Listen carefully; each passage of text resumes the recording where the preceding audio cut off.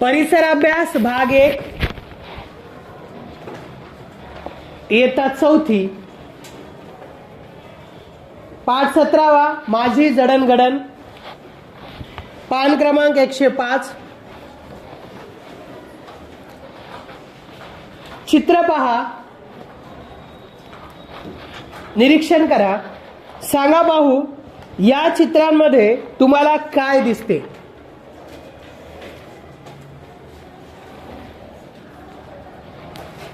आणि दुसरा प्रश्न आहे या चित्रातील छोटी मुले मोठ्या माणसांकडून काय शिकत आहेत। तर पुढील चित्रामधील छोटी मुले मोठ्या माणसाकडून काय शिकत आहेत ते आपण पाहूया। आणि चित्रामध्ये मोठी माणसं लहान मुलांना शिकवत आहेत आणि लहान मुले शिकत आहेत हे आपल्याला चित्रातून दिसत आहे। 5 चित्र आहेत, एक एक चित्र पाहूया। 1 या चित्रातील मुलगा आपल्या आईकडून दात ब्रशने घासून स्वच्छ कसे करायचे हे शिकत आहे। दुसऱ्या चित्रातील ही मुलगी आई भाजीला फोडणी कशी देते हे पाहत आहे। त्यातूनच ती स्वयंपाक कसा करायचा हे निरीक्षणातून शिकत आहे। तिसऱ्या चित्रात सायकल कशी चालवायची हे हा मुलगा आपल्या वडिलांकडून शिकत आहे। चौथ्या चित्रामध्ये चित्रातील मुले आजीबाईकडून गोष्टी ऐकत आहेत, त्यातून ते आपण कसे वागावे हे शिकत आहेत। 5व्या चित्रात पाळीव प्राण्यांची स्वच्छता कशी करावी हे हा मुलगा आपल्या वडिलांकडून शिकत आहे। लहानाचे मोठे होताना आपण अनेक छोट्या मोठ्या गोष्टी शिकत जातो, त्यातून आपल्या सवयी घडत जातात, आपल्या आवडीनिवडी ठरत असतात, हळूहळू आपले विचार पक्के होऊ लागतात। यालाच आपण आपली जडणघडण होणे असे म्हणतो। तुम्ही तुमचे लहानपणचे फोटो बघितले असतील। तुम्ही रांगायला लागलात, चालायला शिकलात, बोलायला शिकलात, दात कसे घासायचे, आंघोळ कशी करायची, न सांडता कसे जेवायचे, मोठ्या माणसाशी कसे वागायचे, यासारख्या साध्या साध्या गोष्टींपासून कितीतरी गोष्टी तुम्ही शिकलात। शाळेचे दप्तर कसे भरायचे, सायकल कशी चालवायची, मोबाईलवरचा खेळ कसा खेळायचा, गाईगुरांना चारा कधी द्यायचा, दुकानातून वाहन सामान कसे आणायचे, अनोळखी लोकांशी कसे वागायचे, अशी खूप मोठी यादी आपल्याला करता येईल। या सगळ्या गोष्टी तुम्ही कशा शिकलात, या गोष्टी तुम्हाला कोणी शिकवल्या, तर याची यादी बनवा। आई वडील आणि नातेवाईक यांच्याकडून यातल्या खूपशा गोष्टी तुम्ही शिकला असाल। आई वडील आपले बोट धरून आपल्याला चालायला शिकवतात, वागण्या बोलण्याची पद्धत सांगतात, चूक झाली तर ती कशी सुधारायची ते सांगतात, आपण एक चांगला माणूस व्हावे असे त्यांना वाटत असते। माहीत आहे का तुम्हाला सिंहाचा बछडा शिकार करायला कसा शिकतो? शिकार करून आपले पोट कसे भरायचे हे सिंहाच्या बछड्याला जन्मताच माहीत नसते। शिकार कशी करायची हे त्याला त्याची आई आणि कळपातील इतर सिंहिणी शिकवतात। 2 आठवड्यांचे होईपर्यंत बछडे खूप नाजूक असतात, ते आपले डोळेही उघडत नाहीत, त्यामुळे त्यांची आई त्यांना सगळ्यांपासून लपवून ठेवते। बछडे 8 आठवड्यांचे झाले की ती त्यांची कळपातील इतरांशी ओळख करून देते। बछड्याची काळजी मग कळपातील सगळ्यात सिंहिणी घेऊ लागतात. 3 महिन्यांच्या होईपर्यंत सगळ्याजणी त्याचे लाड करत असतात. त्यानंतर त्याचे शिकारीचे प्रशिक्षण सुरू होते. शिकार करण्यात पारंगत होण्यासाठी 2 ते 3 वर्षाचा काळ जावा लागतो. आपल्याला चांगल्या सवयी लागाव्यात म्हणून आपली प्रेमाची माणसे धडपडत असतात. आजी आजोबा, काका, मामा, मावशी, आत्या यासारख्या जवळच्या नातेवाईकांना आपल्याबद्दल आपुलकी असते. त्यांच्याकडून आपण खूप गोष्टी शिकतो. स्वतःची कामे स्वतः कशी करावीत हे जवळची माणसे शिकवत असतात. या गोष्टी ज्यावेळी आपण व्यवस्थित करू लागतो तेव्हा सगळेजण आपले कौतुक करतात. आपण मोठे झालो असे सगळेजण म्हणू लागतात. माहीत आहे का तुम्हाला, हाली रघुनाथ बर्फ किंवा समीप अनिल पंडित ही नावे तुम्ही ऐकली आहेत का? हाली ही ठाणे जिल्ह्यातील शहापूर या तालुक्यातील मुलगी आहे. हालीने आपल्या मोठ्या बहिणीला बिबट्याच्या तावडीतून सोडवले. पाठ आहे आपल्याला मराठीमध्ये. समीपने गोठ्यात दावणीला बांधलेल्या म्हशींची आगीतून सुटका केली. त्याबद्दल या दोघांचाही जानेवारी 2013 मध्ये प्रधानमंत्र्यांच्या हस्ते राष्ट्रीय वीरता पुरस्कार देऊन गौरव करण्यात आला. सांगा पाहू, तुमच्या आईवडिलांकडून आणि नातेवाईकांकडून तुम्ही कोणकोणत्या गोष्टी शिकलात?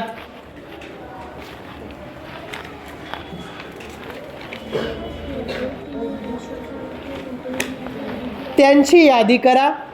या सगळ्या गोष्टी तुम्ही कशा शिकलात विचार करा.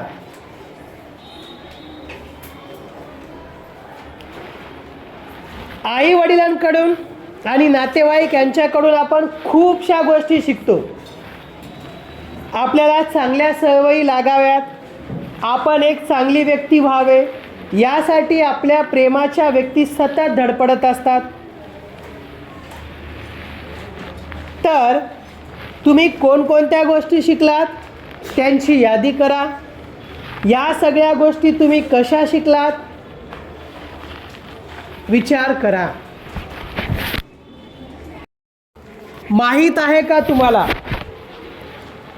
बाबा आमटे यांनी समाजसेवेत संपूर्ण आयुष्य घालवले.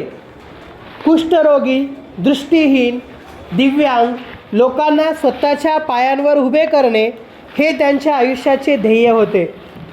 या कार्यात त्यांच्या पत्नी साधनाताई यांनी त्यांना मोलाची साथ दिली. त्यांची मुले आणि सुना यांनी त्यांचे कार्य पुढे चालू ठेवले. आता त्यांची 3री पिढी देखील या कार्यात आपले योगदान देत आहे. आई वडील, आजी आजोबा यांचे अनुकरण करत समाजसेवेचे कार्य पुढे चालू ठेवण्याचे हे उदाहरण किती प्रेरणादायी आहे ना. बाबा आमटे चित्रात पहा. प्रत्येक गोष्ट आपण शिकवल्यावरच शिकतो असे नाही. अवतीभोवती बघूनही आपण अनेक गोष्टी शिकत असतो. आपल्या मित्रमैत्रिणीशी कशा बोलतात, कोणते कपडे घालतात, कोणते खेळ खेळतात, अभ्यास कसा करतात, हे अनेकदा आपण नकळतपणे शिकतो. बरेचदा त्यांच्यासारखी वागायलाही लागतो. शाळेतील पालक शिक्षक सभेला पालक आले आहेत. ते एकमेकांशी काय बोलत आहेत ते पहा. आधी जेवताना रेणुका उसळी खात नव्हती. शाळेत जायला लागल्यापासून ती सर्व जेवण व्यवस्थित जेवते. जोया, शिल्पा आणि गेल यांची मैत्री झाल्यापासून तिघीजणी रोज संध्याकाळी सायकल चालवतात. त्यामुळे तिघींचाही छान व्यायाम होतो.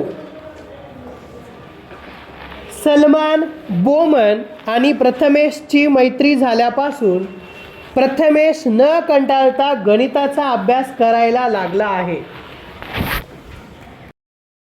सांगा पाहू, तुम्हाला तुमच्या मित्र किंवा मैत्रिणीची कोणती गोष्ट आवडते, कोणती गोष्ट आवडत नाही. घरातील वस्तू जागच्या जागी ठेवण्याची आणि सकाळी लवकर उठण्याची माझ्या मित्राची सवय मला आवडते. मात्र कार्टून फिल्म्स सतत पाहण्याची व खेळात सहभागी न होण्याची त्याची सवय मला आवडत नाही. तुम्ही सुद्धा तुम्हाला तुमच्या मित्र किंवा मैत्रिणीची कोणती गोष्ट आवडते आणि कोणती गोष्ट आवडत नाही ते लिहा, सांगा. तुम्हाला तुमच्या मित्रमैत्रिणींकडून कोणकोणत्या गोष्टी शिकाव्याशा वाटतात. माझी मैत्रीण खूप चांगली आहे. ती मन लावून अभ्यास करते, आईला कामात मदत करते, बागकामाचा तिला छंद आहे, गोष्टींची पुस्तके ती आवडीने वाचते, भाषणांच्या स्पर्धेत भाग घेऊन बक्षिसे मिळवते. तिच्या या सर्व गोष्टी मला शिकाव्याशा वाटतात. तर तुम्ही सुद्धा तुमच्या मित्रमैत्रिणींकडून कोणकोणत्या गोष्टी शिकाव्याशा वाटतात ते सांगा, लिहा. मित्रमैत्रिणींप्रमाणेच सभोवतालच्या परिसरातील माणसांचाही आपल्यावर प्रभाव पडत असतो. शेजाऱ्यांशी आपला रोजच काही ना काही संबंध येत असतो. एकमेकांचे वागणे, बोलणे, जेवण्या खाण्याच्या पद्धती आपण जवळून पाहत असतो. त्याचा आपल्या जडणघडणीवर परिणाम होत असतो. आपल्यापेक्षा वेगळ्या ठिकाणाहून आलेले लोक जर शेजारी राहत असतील तर त्यांच्याकडील खाद्यपदार्थ, त्यांचे वेगळे सणवार याबद्दल सहजच माहिती मिळते. यातून आपली विविधतेची ओळख होते. बरेचदा शेजाऱ्यांनी आपल्याला लहानपणापासून पाहिलेले असते. आपल्याविषयी त्यांना जिव्हाळा असतो. शेजाऱ्यांमुळे आपल्याला चांगल्या सवयी लागू शकतात. चांगला शेजार आपल्या जडणघडणीत महत्त्वाचा असतो. चित्रात पहा. प्रताप, माझ्या शेजारच्या आजोबांना रोज सकाळी फिरायला जायची आवड आहे. त्यांच्याबरोबर मीही कधी कधी टेकडीवर जातो. हिना, आमच्या शेजारच्या आजींचे खूप वय झाले आहे, तरीही रोज न कंटाळता त्या अंगण झाडतात, स्वतःचे काम स्वतः करतात. त्यांच्यामुळे मला स्वावलंबनाचे महत्त्व कळले. पुढे सुप्रिया काय म्हणते पाहू. आमच्या शेजारच्या ताईला वाचनाची आवड आहे. ती मला अनेकदा छान छान गोष्टींची पुस्तके वाचायला देते. तर या व्यक्तींमुळे प्रताप, हिना, सुप्रिया यांच्या जडणघडणीत बदल झाला. म्हणजे आजी आजोबांमुळे आणि ताईमुळे. प्रताप, सुप्रिया आणि हिना यांच्यासारखेच तुम्ही सुद्धा तुमच्या शेजाऱ्यांकडून एखादी गोष्ट शिकला आहात का, त्याविषयी तुमच्या वहीत लिहा. आपण काय शिकलो. लहानाचे मोठे होताना आपण ज्या अनेक गोष्टी शिकतो त्यातून आपली जडणघडण होते. आपल्या जडणघडणीत आपले आईवडील, जवळचे नातेवाईक महत्त्वाची भूमिका बजावतात हे आपण शिकलोत. आपल्या मित्रमैत्रिणी आणि शेजारी पाजारी यांच्याकडूनही आपण काही ना काही शिकत असतो हे आपण शिकलोत. आपल्यावर जाणीवपूर्वक केलेल्या संस्कारातून आपण शिकतो. आपल्या अवतीभोवती बघूनही आपण शिकत असतो. इयत्ता चौथी, विषय परिसर अभ्यास, भाग 1, पाठ 17वा, माझी जडणघडण. या पाठाचे संपूर्ण स्वाध्याय पाहूयात. प्रश्न अ, रिकाम्या जागी योग्य शब्द लिहा. 1. आपल्याला टिंबटिंब सवयी लागाव्यात म्हणून आपली प्रेमाची माणसे धडपडत असतात. उत्तर चांगल्या. 2. चांगला शेजार आपल्या टिंबटिंब महत्वाचा असतो. उत्तर जडणघडणीत. पुढचा प्रश्न आ, एका वाक्यात उत्तरे लिहा. 1. आपल्या आवडीनिवडी कशा ठरत जातात. उत्तर लहानाचे मोठे होताना आपण ज्या अनेक छोट्या मोठ्या गोष्टी शिकत जातो त्यातूनच आपल्या आवडीनिवडी ठरत जातात. 2. आपल्याला विविधतेची ओळख कशी होते. उत्तर वेगवेगळ्या ठिकाणाहून आलेल्या शेजाऱ्यांकडून त्यांचे खाद्यपदार्थ, सणवार यांची माहिती मिळते. त्यातूनच आपल्याला विविधतेची ओळख होते. पुढचा प्रश्न ई, ओळखा कोण. 1. टेकडीवर आजोबांसोबत फिरायला जाणारा. उत्तर प्रताप. 2. सुप्रियाला वाचनाची आवड लावणारी. उत्तर सुप्रियाच्या शेजारची ताई. 3. शेजारच्या आजींमुळे स्वावलंबनाचे महत्त्व समजून घेणारी. उत्तर हिना. तर या पाठाचे संपूर्ण स्वाध्याय सुंदर अक्षरात लिहा आणि वाचन करा.